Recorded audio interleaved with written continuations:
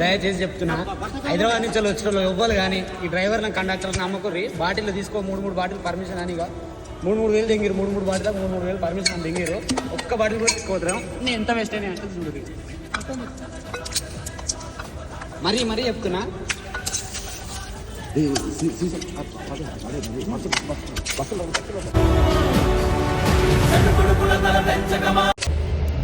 అందరికి దయచేసి చెప్తున్నా, గోవా వచ్చి మందు తీసుకోనికి ఆప్షన్ ఉందని ఎవరని చెప్తే మాత్రం అస్సలే నమ్మకూరి.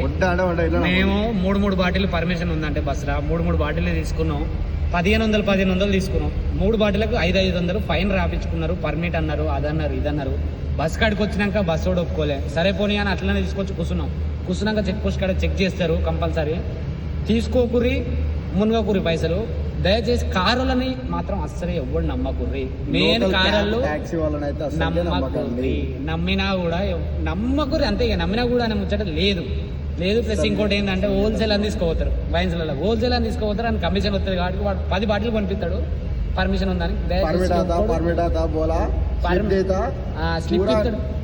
స్లిప్ ఇస్తాడు. కానీ ఆ స్లిప్లో ఏముండదు. పర్మిట్ అంటాడు, పర్మిట్ ఉండదు, ఏది ఉండదు. బాటిల్ వేస్ట్, పైసలు వేస్ట్. దయచేసి మందు కొనవాలనే ఆలోచన తీసేది.